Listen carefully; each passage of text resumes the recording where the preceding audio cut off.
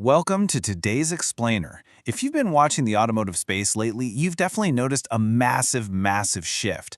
We're going to unpack exactly how China achieved total dominance in the electric vehicle and battery manufacturing sectors. The balance of power has completely flipped, and honestly, the story of how that happened is one of the most fascinating industrial transformations we'll probably see in our lifetime.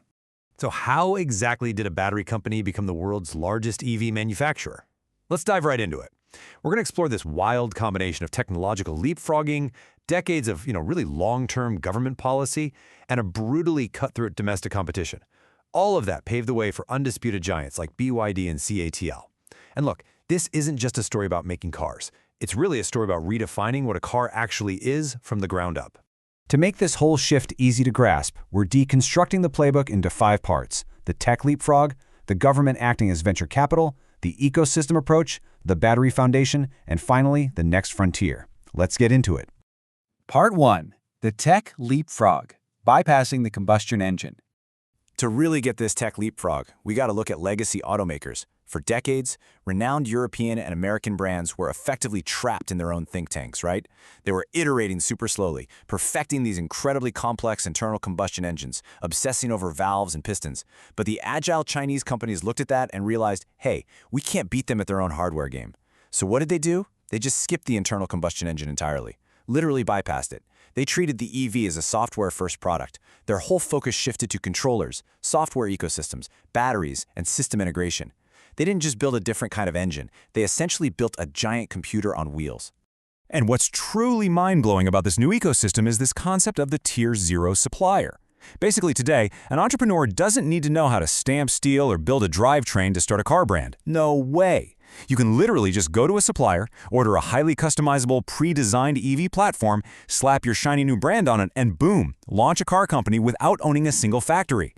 Zero vertical integration required on your end. All your capital goes straight into building the brand and the consumer software experience. It's wild. It completely destroyed the old barriers to entry and rebuilt the entire industry around what the modern consumer actually wants. All right, Part 2, Government as Venture Capital and their 30-year vision. Now you might be wondering, how on earth did they fund this massive high-risk shift? Well, take a look at this quote from Henning, a German infrastructure and battery expert who spent 15 years operating on the ground in China. He notes that the Chinese government basically acted like a massive venture capital fund. They had this 20 to 30-year long-term vision and actively subsidized the entire sector. They pointed directly at EVs, batteries, and solar, and just fundamentally decided, yep, these are the sectors we're going to dominate globally.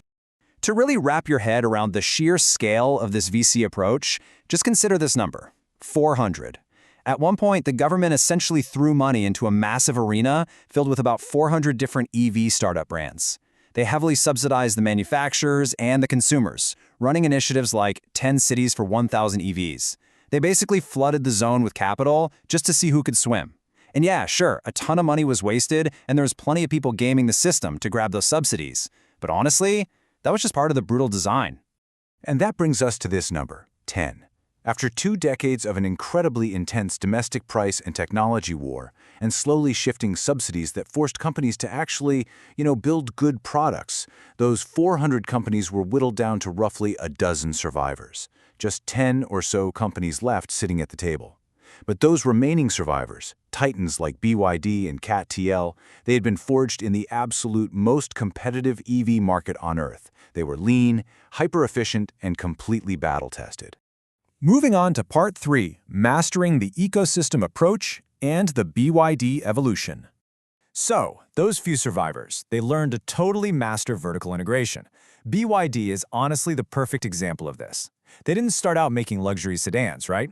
Actually, they started off making cell phone batteries, initially learning from Japanese giants like Panasonic, but doing it entirely by hand to keep costs rock bottom. From those humble battery roots, they developed their own proprietary EV drivetrains, but they definitely didn't stop there. To control costs and secure their supply, they expanded all the way upstream into raw material mining, and then they went completely downstream, developing their own proprietary semiconductors, the whole shebang. The absolute crucial takeaway here is that Chinese companies understood that building a competitive EV means you have to control the entire ecosystem. BYD isn't really a car company in the traditional sense anymore. It's a vertically integrated renewable energy, semiconductor, and battery ecosystem that just happens to wrap all that tech into a car. By controlling that entire ecosystem, they ensure quality across the board while simultaneously driving their costs down to levels that legacy automakers literally cannot touch. Which brings us to part 4, the battery foundation and the chemistry of dominance. All of this insane vertical integration rests on one thing: mastering battery chemistry. And today, the undisputed dominant force in mobility is the LFP battery, lithium iron phosphate. Championed aggressively by giants like CATL and BYD, LFP has just taken over because massive manufacturing scaling has driven its costs down immensely. And it's highly capable. With new structural packing tech, a modern LFP battery can push an EV up to 1,000 kilometers on a single charge. It is absolutely the powerhouse of the modern EV era. But as you can imagine, pushing this much chemical energy definitely comes with severe trade-offs. The primary risk of LFP batteries is something called thermal runaway. Think of it like a battery catching a really severe fever that it just cannot cure. If a cell gets damaged or overheats, it can cross this tipping point where the temperature and pressure spike uncontrollably. It accelerates itself until it bursts into a fire that is, frankly, incredibly difficult to extinguish. To put that risk into perspective for a second, in a single year alone, there were over 14,000 LFP battery fires globally. 14,000! While it might only hit our news feeds once in a while, it really highlights the tremendous friction and the ongoing safety challenges that come with massive energy scaling. The higher the energy density you cram into a tiny space, well, the greater the inherent risk. It's just physics. And that leads us to our final part, Part 5, the next battery frontier, shifting geopolitics and new chemistries. Because of these safety issues and heavily shifting global geopolitical dynamics, the race for the next battery frontier is officially on. The world is changing super rapidly right now, and countries are waking up to a pretty stark reality. Relying on a single supply chain for rare earths and lithium, mostly refined in China, is a massive vulnerability. Industry insiders are issuing a pretty blunt warning. If you're building an energy transition business today, you absolutely must look at decoupling your supply chain from lithium and rare earths if you want to ensure any kind of local energy independence. So what exactly does this future chemical war for energy dominance look like? Well, while lithium LFP batteries are still king for long-range cars because of their high energy density, new challengers are definitely stepping up. Take sodium, for instance. Sodium carbonate is incredibly cheap and abundant all over the globe. It has virtually no fire risk, which makes it perfect for short-range transit, think scooters or three-wheelers, and huge grid storage. Then you've got nickel hydrogen. This is a water-based battery tech originally cooked up for space exploration. It has zero risk of thermal runaway, works flawlessly in extreme temperatures, and boasts a staggering 30,000 charge cycles. Now, it's way too heavy for cars, but it's currently targeting the booming AI data center grid with the goal of entirely replacing those highly polluting diesel backup generators. And that leaves us with a critical, defining thought to wrap up this explainer. We are moving away from a centralized world of massive coal plants to a highly decentralized world. Think rooftop solar panels, rolling car batteries that plug right back into your home, and massive AI data centers demanding just unprecedented amounts of power. As this transition accelerates, the true battle isn't just about who can build the coolest, sleekest electric car. It's way deeper than that.